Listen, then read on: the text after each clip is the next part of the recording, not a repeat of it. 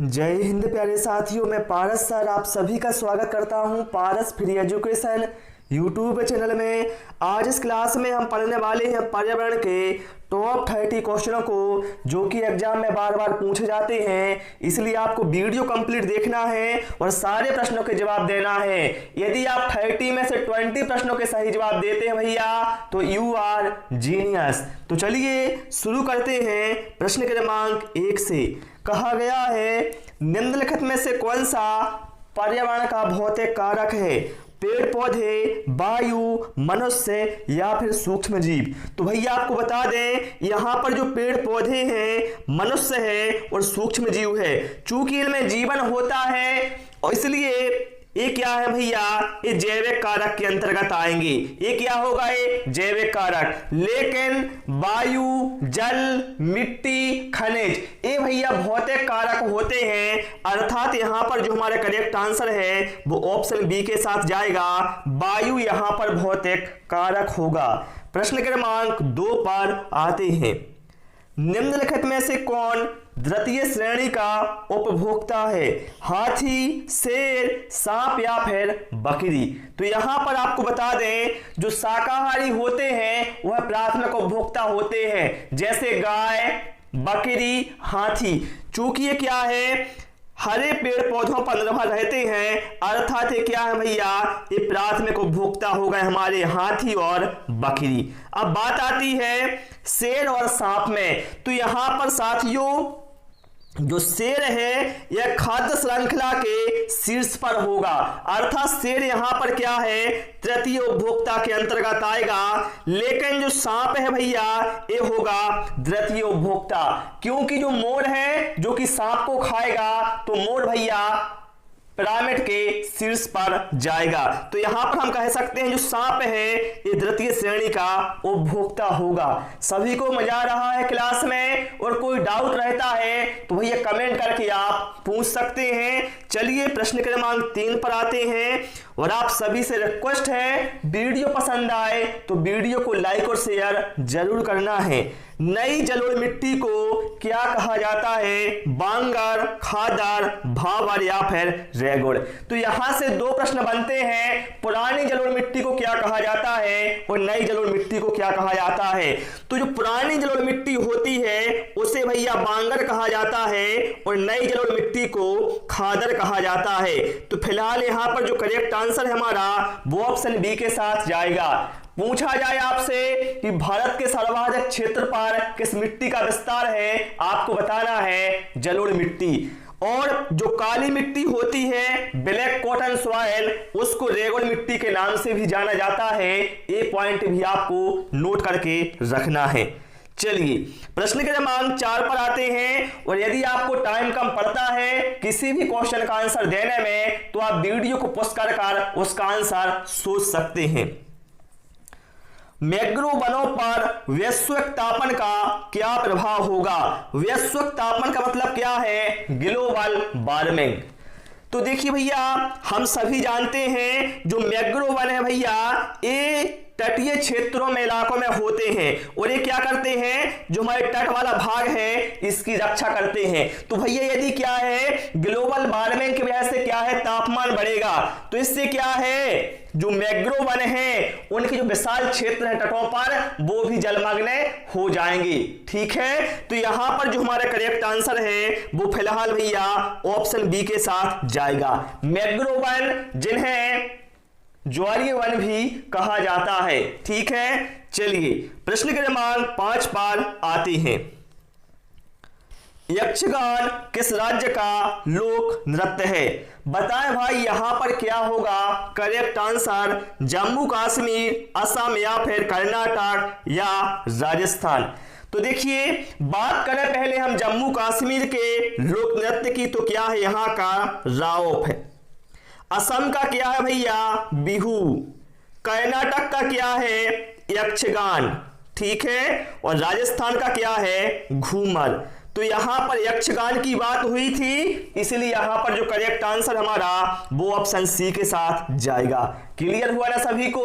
किसके साथ जाएगा? ऑप्शन सी के साथ। चलिए प्रश्न क्रमांक 6 पर आते हैं। देखिए यहां से आपके साथ कुछ 4 प्रश्न मैंने कंप्लीट करवा दिए हैं, ठीक है, ये बात भी आप ध्यान रखते जाएं। यहां पर क्या है, विश्व पोलियो दिवस कब मनाया जाता है? बताएं आप लोग, जो पोलियो भैया ये कब मनाया जाता है? तो देखिए 24 अक्टूबर, 25 अप्रैल, 7 अप्रैल या फिर 22 मार्च। तो पहले देखिए जो 24 अक्टूबर को भैया क्या है, 24 अक्टूबर को भैया पोलियो दिवस मनाया जाता है, ये आप सभी को ध्यान रखना है। बात करें यहां पर हम 25 अप्रैल की, तो विश्व मलेरिया दिवस 25 अप्रैल को मनाया जाता है। बात करें यहां पर 7 अप्रैल की, तो 7 अप्रैल को विश्व स्वास्थ्य दिवस मनाया जाता है। बात करें यहां पर 22 मार्च की, तो विश्व जल दिवस मनाया जाता है। यदि 22 अप्रैल दिया होता तो 22 अप्रैल को विश्व पृथ्वी दिवस मनाया जाता है। 22 मई को क्या मनाया जाता है? विश्व जैव विविधता दिवस। तो इतने मैंने सारे पॉइंट आपको बता दिए हैं जहां से एग्जाम में भैया 100% क्वेश्चन आता है, ठीक है। तो फिलहाल यहां पर करेक्ट आंसर हमारा ऑप्शन ए के साथ चला जाएगा। आप लोग हमें कमेंट करके बताएं, जो पोलियो है भैया ये किसकी वजह से होता है? वायरस की वजह से, बैक्टीरिया की वजह से या किसी अन्य की वजह से? चलिए प्रश्न क्रमांक 7 पर आते हैं। निम्न में से कौन मसाला जड़ों से प्राप्त होता है? बताएं आप लोग भाई, इनमें से कौन सा मसाला जड़ों से प्राप्त होता है? दालचीनी, लौंग, हल्दी या फिर उपरोक्त में से कोई नहीं? तो मेरे भाई जो दालचीनी है भैया ये सभी को पता है पेड़ की छाल से प्राप्त होती है। लौंग क्या है भैया? लौंग भैया हमें पुष्पकली से प्राप्त होता है। और हल्दी क्या है भैया? तने भाग से प्राप्त होती है। तो हम कह सकते हैं यहां पर जो करेक्ट आंसर है वो उपरोक्त में से कोई नहीं के साथ चला जाएगा। क्लियर हुआ ना सभी को? चलिए प्रश्न क्रमांक 8 पर आते हैं। हमारे देश में निम्नलिखित स्थानों में से कौन सा ठंडा रेगिस्तान है? जैसलमेर, लद्दाख, मेघालय या फिर दार्जिलिंग? तो हमारे भारत देश में जो ठंडा रेगिस्तान है वो है लद्दाख। राइट आंसर यहां पर हमारा ऑप्शन बी के साथ जाएगा। क्लियर हुआ ना? चलिए नेक्स्ट क्वेश्चन की ओर मूव करते हैं। और यदि आपको अन्य वीडियो देखना है तो भैया प्लेलिस्ट में आपको और भी वीडियो मिल जाएंगी। कौन सी विशेषता परिवार की नहीं है? बताएं इन 4 में से कौन सी विशेषता है जो कि परिवार की नहीं है? कम से कम 2 भिन्न लिंग वाले वयस्क साथ रहते हैं। बिल्कुल भैया, परिवार में कम से कम 2 भिन्न लिंग वाले वयस्क साथ में रहते हैं, मतलब पति पत्नी, ठीक है, ये तो बिल्कुल क्लियर है। वे समान आवास, भोजन और समान सामाजिक क्रिया को उपयोग करते हैं। बिल्कुल भैया, यदि हम परिवार में रहेंगे तो ऐसा नहीं है कि मेरा घर अलग होगा और आपका घर अलग होगा। परिवार में क्या है? समान आवास, समान भोजन और समान सामाजिक क्रिया का उपयोग वहां पर होता है। सुरक्षा एवं बच्चों का साझे का उत्तरदायित्व होता है, ये भी बिल्कुल सही है। लेकिन जो यहां पर ऑप्शन बी में आप देख सकते हैं कहा गया है प्रत्येक सदस्य की आय भिन्न जमा की जाती है। मतलब क्या है? परिवार में क्या सभी सदस्यों की जमा आय की जाती है? नहीं भैया, ये विशेषता नहीं है। राइट आंसर यहां पर हमारा ऑप्शन बी के साथ जाएगा। क्लियर हुआ ना? चलिए प्रश्न क्रमांक 10 पर आते हैं। वायुमंडल में 99% भाग पर किन 2 गैसों का विस्तार है? बताएं भाई क्या होगा यहां पर? करेक्ट आंसर ओजोन एवं ऑक्सीजन, ऑक्सीजन एवं नाइट्रोजन, कार्बन डाइऑक्साइड एवं ओजोन या फिर आर्गन एवं ओजोन। तो यहां पर जो करेक्ट आंसर हमारा वो फिलहाल ऑप्शन बी के साथ जाएगा, क्योंकि हम सभी जानते हैं वायुमंडल में ऑक्सीजन कितना है? 21% है और नाइट्रोजन है 78%। तो यदि हम दोनों को प्लस करते हैं तो हमें मिलता है 99%, जो कि बिल्कुल सही है, ठीक है। चलिए प्रश्न क्रमांक 11 पर आते हैं। भारत सरकार द्वारा शुरू की गई ग्रीन इंडिया मिशन का मुख्य उद्देश्य क्या है? प्रमुख शहरों के भवनों को हरे रंग में भरना, पर्यावरण अनुकूल निर्माण को बढ़ावा देना, भारत में घटते वन क्षेत्र का संरक्षण और पुनर्वनीकरण करना, या फिर इनमें से कोई नहीं। तो देखिए साथियों, भारत सरकार के द्वारा वर्ष 2014 में ग्रीन इंडिया मिशन प्रारंभ किया गया। एग्जाम में पूछा जाता है कि ग्रीन इंडिया मिशन किस वर्ष प्रारंभ किया गया, तो भैया ध्यान रखना वर्ष 2014 में। इसका उद्देश्य क्या था, जो भारत में वन क्षेत्र घटता जा रहा है उन वन क्षेत्र का संरक्षण करना और इसके साथ साथ क्या है, पुनर्वनीकरण का भी करना। तो यहां पर जो हमारा करेक्ट आंसर है वो ऑप्शन सी के साथ जाएगा। क्लियर हुआ ना सभी को? चलिए प्रश्न के क्रमांक 12 पर आते हैं। वह भूकंप विनाशकारी होते हैं जिनका परिमाण रिएक्टर पैमाने पर हो 5 से अधिक, 7 से अधिक, 9 से अधिक या फिर 6 से कम। आप सभी लोग भी सारे प्रश्नों के भैया आंसर ईमानदारी से कमेंट करें और आप जांचें कि आखिर आपकी तैयारी कैसी है। तो देखिए भैया, जो भूकंप है भैया, ये एक प्राकृतिक आपदा है। भूकंप के अध्ययन को सिस्मोलॉजी कहा जाता है और भूकंप की तीव्रता को रिएक्टर स्केल या फिर सिस्मोग्राफ पर मापा जाता है। और ऐसे भूकंप जिनकी तीव्रता 7 से अधिक होती है वह विनाशकारी होते हैं। राइट आंसर यहां पर हमारा ऑप्शन बी के साथ जाएगा। बिल्कुल मैं सारी डिटेल आपको साथ साथ बताते जा रहा हूं। ये समझिए, यहां यदि आपने 30 क्वेश्चन पढ़े हैं तो आपके 60 से 70 क्वेश्चन कंप्लीट होते जा रहे हैं। चलिए प्रश्न क्रमांक 13 पर आते हैं। बाबा आमटे किस पर्यावरण आंदोलन से संबंधित थे? चिपको आंदोलन, एपीको आंदोलन, नर्मदा बचाओ आंदोलन या फिर ग्रीन बेल्ट आंदोलन। तो देखिए, बाबा आमटे की बात करें हम तो यह है नर्मदा बचाओ आंदोलन से संबंधित थे। और इसके साथ साथ जो मेधा पाटेकर थी ये भी क्या है, नर्मदा बचाओ आंदोलन से संबंधित थी। इतना क्लियर हुआ। अब बात करें हम चिपको आंदोलन की, जो कि पादप संरक्षण से संबंधित था और यह उत्तराखंड राज्य से जुड़ा हुआ है और सुंदरलाल बहुगुणा इसके प्रणेता थे। ठीक है, बात करें हम एपीको आंदोलन की, इसके प्रणेता कौन थे? पांडुरंग हेगड़े। तो ये सारे पॉइंट भैया आपको पता होने चाहिए। क्लियर? चलिए प्रश्न क्रमांक 14 पर आते हैं। भारत में रेल की शुरुआत कब की गई? 1852 में, 1853 में, 1854 में या फिर 1856 में।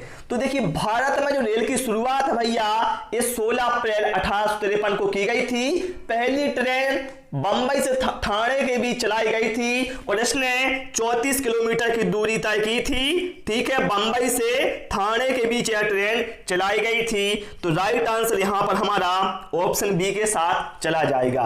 क्लियर हुआ ना? चलिए प्रश्न क्रमांक 15 पर आते हैं। Wild life institute of India अर्थात WII ये कहां पर स्थित है? तो देखिए, नई दिल्ली, देहरादून, अहमदाबाद या फिर कोयंबटूर। तो wild life institute of India, जिसे हिंदी में कहा जाता है भैया भारतीय वन्यजीव संस्थान, ये कहां पर है मेरे भैया? देहरादून में है। कहां है? देहरादून में। राइट आंसर यहां पर हमारा ऑप्शन डी के साथ जाएगा। कभी कभी क्या होता है, हिंदी नाम ना देकर आपको यहां पर अंग्रेजी में कहा जाता है, इसी वजह से आप लोग क्या है, कंफ्यूज हो जाते हैं। तो आपको दोनों नाम पता होने चाहिए, चाहे वो हिंदी का हो चाहे फिर इंग्लिश का हो। ओके, चलिए प्रश्न क्रमांक 16 पर आते हैं। कहां पर भागीरथी और अलकनंदा नदी के मिलने से गंगा बनती है? देवप्रयाग, कर्णप्रयाग, गंगोत्री या फिर रुद्रप्रयाग। तो देखिए भैया, भागीरथी और अलकनंदा नदी ये दोनों क्या है, उत्तराखंड में मिलती हैं और जहां पर नदी मिलती है उसको कहा जाता है देवप्रयाग। क्या कहा जाता है? उसे देवप्रयाग के नाम से जाना जाता है, जो कि एक प्रसिद्ध तीर्थ स्थान है। इसलिए यहां पर जो करेक्ट आंसर है वो ऑप्शन ए के साथ जाएगा। इसके साथ साथ ध्यान रखें, देखिए यहां पर क्या हो रहा है, भागीरथी और अलकनंदा नदी यहां पर मिलती हैं, तो इसको स्थान को क्या क्या कहा गया, देवप्रयाग। और यहां से आगे इस नदी को अब गंगा नदी के नाम से जाना जाने लगता है। इतना सभी को क्लियर हुआ ना। चलिए भाई प्रश्न क्रमांक 17 पर आते हैं। भारत में प्रसिद्ध है पशु मेला कहां लगता है, सोनपुर, पुष्कर, इलाहाबाद या फिर आगरा। तो देखिए भैया, जो भारत में प्रसिद्ध पशु मेला है ये कहां लगता है, ये लगता है सोनपुर बिहार में। ठीक है, सोनपुर बिहार में हर साल कार्तिक पूर्णिमा अर्थात नवंबर दिसंबर माह की जो कार्तिक पूर्णिमा होती है वहां पर मेला लगता है। राइट आंसर यहां पर हमारा ऑप्शन ए के साथ जाएगा। ध्यान रखना, ये जो सोनपुर का मेला लगता है भैया, यह एशिया का सबसे बड़ा पशु मेला है। कई बार एग्जाम में पूछा गया है कि एशिया का सबसे बड़ा पशु मेला कहां लगता है, तो आपको बताना है सोनपुर बिहार में। कब लगता है, नवंबर दिसंबर माह की कार्तिक पूर्णिमा को। ठीक है, चलिए प्रश्न क्रमांक 18 पर आते हैं। टॉय ट्रेन कहां चलती है, रेगिस्तानी क्षेत्रों में, मैदानी क्षेत्रों में, पर्वतीय क्षेत्रों में या फिर इनमें से कोई नहीं। बताएं क्या होगा यहां पर करेक्ट आंसर।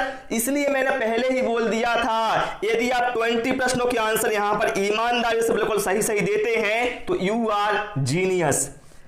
तो देखिए भैया, जो टॉय ट्रेन है ये चलती है पर्वतीय क्षेत्रों में। राइट आंसर यहां पर हमारा ऑप्शन सी के साथ चला जाएगा। ठीक है, चलिए भाई इसके बाद प्रश्न क्रमांक 19 पर आते हैं। आधुनिक ओलंपिक खेलों का आयोजन किस वर्ष से प्रारंभ किया गया था, 1894 ईस्वी में, 1895 ईस्वी में, 1896 ईस्वी में या फिर 1897 ईस्वी में। तो देखिए भाई, फ्रांस के बैरोन पियरे कोबार्टन के प्रयास से वर्ष 1896 ईस्वी में ओलंपिक खेलों का प्रारंभ किया गया था। यहां पर जो करेक्ट आंसर हमारा वो ऑप्शन सी के साथ चला जाएगा। ध्यान रखिए, भारत का राष्ट्रीय खेल क्या है, हॉकी है। ये भी आपको ध्यान रखना है, आप क्रिकेट मत मार देना। भारत का राष्ट्रीय खेल क्या है भैया, हॉकी है। चलिए प्रश्न क्रमांक 20 पर आते हैं। समुद्री शैवाल किसका महत्वपूर्ण स्रोत है, क्लोरीन, ब्रोमीन, आयोडीन या फिर लोहा। तो समुद्री शैवाल भैया बता दें आपको आयोडीन का महत्वपूर्ण स्रोत है। कई बार एग्जाम में क्वेश्चन पूछा गया है, इसलिए आपको ये ध्यान रखना है। ठीक है, और आयोडीन की कमी से घेंगा जिसे कहा जाता है ग्वाइटर रोग हो जाता है। ठीक है, चलिए प्रश्न क्रमांक 21 पर आते हैं। प्लेग है, बताएं जो प्लेग है भैया एक कैसी बीमारी है, जीवाणुजनित बीमारी, कवकजनित बीमारी, विषाणुजनित बीमारी या फिर खनिज जनित बीमारी। तो यहां पर आप लोग ध्यान रखना, जो प्लेग रोग है भैया यह एक जीवाणुजनित बीमारी है। राइट आंसर यहां पर हमारा ऑप्शन सी के साथ जाएगा। ध्यान रखना, प्लेग रोग का वाहक कौन होता है, चूहा होता है। कई बार एग्जाम में पूछा गया है कि प्लेग रोग का वाहक कौन है, तो भैया चूहा है। ठीक है, कौन है, चूहा है, जो कि एक संक्रमण रोग है भैया ये प्लेग। और ये जिस जीवाणु की वजह से फैलता है उसका नाम है पास्टयूरेला पेस्टिस। ठीक है, ये सारे पॉइंट भैया आप लोग नोट करते जाओ, आपके एग्जाम में बहुत काम आने वाले हैं। चलिए प्रश्न क्रमांक 22। निम्न में से कौन सर्वाधिक उत्पादन पारिस्थितिकी तंत्र है, उष्ण कटिबंधीय वर्षावन, टुंड्रा, सवाना या फिर मरुस्थल। तो देखिए सर्वाधिक उत्पादन पारिस्थितिकी तंत्र में से कौन है, उष्ण कटिबंधीय वर्षावन। राइट आंसर यहां पर हमारा ऑप्शन ए के साथ जाएगा। देखिए साथियों, जो उष्ण कटिबंधीय वन है ये क्या है, जो हमारी विषुवत रेखा या भूमध्य रेखा है यहां पर भैया पास वाले क्षेत्र में यह पाए जाते हैं। ठीक है, चलिए प्रश्न क्रमांक 23 पर आते हैं। कहा गया है प्राथमिक स्तर पर विज्ञान व सामाजिक विज्ञान को एक ही विषय पर्यावरण अध्ययन के तहत पढ़ाया जाता है। यह है विज्ञान शिक्षण का। ये भैया एग्जाम में बार बार क्वेश्चन पूछा जाता है। तो भैया ये क्या है, ये एकीकृत उपागम मेरे भैया होता है। ठीक है, राइट आंसर यहां पर हमारा ऑप्शन सी के साथ है चला जाएगा। ठीक है, मतलब क्या है, अलग अलग विषय नहीं होते हैं। ठीक है, विज्ञान और सामाजिक विज्ञान क्या है, पर्यावरण अध्ययन में इंक्लूड किया जाता है और इसे क्या कहा जाता है, एकीकृत उपागम। चलिए, क्षोभ सीमा पृथक करती है। जो क्षोभ सीमा है बताना भैया किसको पृथक करती है। भैया हम सभी जानते हैं जो वायुमंडल है हमारा, इसकी परतें कैसी हैं, नीचे से ऊपर की ओर। सबसे पहले नीचे क्या है, क्षोभ मंडल, फिर क्या है, समताप मंडल, फिर मध्य मंडल, उसके बाद आयन मंडल, उसके बाद बाह्य मंडल। ठीक है, तो ध्यान रखना क्षोभ मंडल और समताप मंडल के बीच में क्या है, क्षोभ सीमा है। ठीक है, तो हम कह सकते हैं जो क्षोभ सीमा है समताप मंडल वह क्षोभ मंडल को पृथक करती है। राइट आंसर यहां पर हमारा ऑप्शन ए के साथ जाएगा।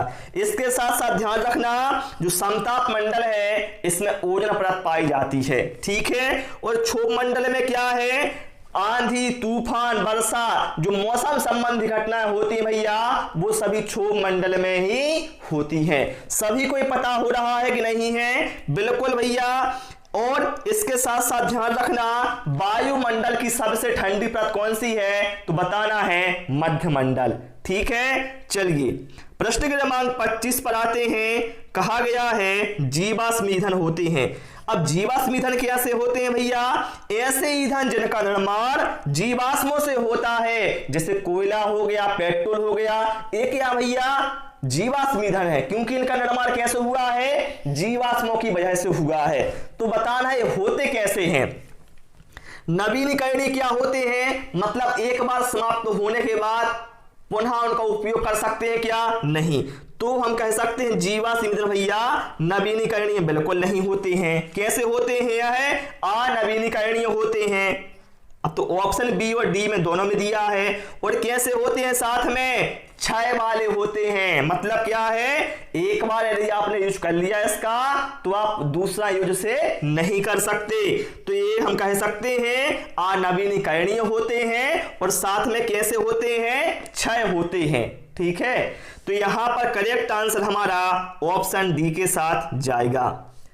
चलिए प्रश्न क्रमांक 26 पर आते हैं। पौधे के कौन से भाग से हल्दी प्राप्त होती है, फल, जड़, पुष्प, तना। तो ध्यान रखना जो हल्दी है भैया यह पौधे के तने भाग से प्राप्त होती है। किस भाग से प्राप्त होती है भैया, तना भाग से प्राप्त होती है। जो आलू है भैया ये भी तना भाग से प्राप्त होता है। प्याज भी किस भाग से प्राप्त होता है, तना भाग से। लहसुन किस भाग से प्राप्त होता है, तना भाग से। ठीक है, लौंग और केसर किस भाग से प्राप्त होते हैं, तो पुष्प भाग से प्राप्त होते हैं। अफीम पौधे के फल भाग से प्राप्त होती है। ये भैया जितने एग्जाम में पूछे जाते हैं सभी मैंने आपको यहां पर बता दिए हैं। चलिए प्रश्न क्रमांक 27 पर आते हैं। विश्व में हरित क्रांति के जनक कौन है, M S. Swaminathan, Norman E. Borlaug, G S. Ghosh या फिर बी.पी. पाल। अर्थात देखिए यहां पर क्या है, विश्व में हरित क्रांति के जनक की बात की गई है। तो जब विश्व में हरित क्रांति के जनक पूछा जाए तो आपको बताना है नॉर्मन ई. बोरलॉग, जब विश्व की बात की जाए। लेकिन पूछा जाए भारत में हरित क्रांति के जनक कौन है, तो आपको बताना है एम.एस. स्वामीनाथन। इसलिए यहां पर जो करेक्ट आंसर हमारा वो ऑप्शन बी के साथ जाएगा। ठीक है, ये बात तो हो गई हमारी हरित क्रांति की। पूछा जाए आपसे श्वेत क्रांति के जनक कौन है, तो बताना है वर्गीस कुरियन। ठीक है, चलिए प्रश्न क्रमांक 28 पर आते हैं। वायु की आर्द्रता मापने के लिए कौन सा यंत्र प्रयोग में लाया जाता है, हाइग्रोमीटर, हाइड्रोमीटर, मैनोमीटर या फिर ओडोमीटर। तो देखिए वायु की जो आर्द्रता भैया ये हमेशा आप लोग ध्यान रखना हाइग्रोमीटर से मापी जाती है। और जो हाइड्रोमीटर होता है इससे द्रवों का जो आपेक्ष घनत्व है वो मापा जाता है। ठीक है, चलिए प्रश्न क्रमांक 29 पर आते हैं। जब रुधिर में यूरिक अम्ल की मात्रा अधिक हो जाती है, यह कौन से रोग का लक्षण है? रुधिर मतलब क्या है? हमारा जो ब्लड होता है इसमें यूरिक अम्ल की अधिक मात्रा हो जाती है, तो बताना है कौन से रोग का लक्षण है। उपरोक्त में से कोई नहीं, जोड़ों में सूजन, हेपेटाइटिस या फिर गठिया। तो भैया यूरिक अम्ल की मात्रा अधिक होती है, किसमें होती है? गठिया रोग का लक्षण है मेरे भैया ये, ठीक है। चलिए प्रश्न के क्रमांक 30 पर आते हैं। जीवों के व्यवहार का अध्ययन किया जाता है, बताएं भैया जीवों के व्यवहार के अध्ययन का किसके अंतर्गत किया जाता है? तो हमेशा आप लोग ध्यान रखना, जीवों के व्यवहार के अध्ययन को कहा जाता है इथोलॉजी। राइट आंसर यहां पर हमारा ऑप्शन सी के साथ जाएगा। और ध्यान रखना, तंत्रिका तंत्र से संबंधित जो रोगों का अध्ययन है वह नियोलॉजी के अंतर्गत किया जाता है, ठीक है। तो प्यारे साथियों, मुझे उम्मीद है आप सभी को क्लास बहुत पसंद आई होगी। और लेकिन आप लोग हमें कमेंट करके अवश्य बताएं कि भैया आपने 30 में से कितना स्कोर किया है। इसका आंसर आप हमें कमेंट बॉक्स में जरूर दें। भैया वीडियो पसंद आया हो, वीडियो को लाइक और शेयर करें, चैनल को सब्सक्राइब करें। Thanks for watching this video.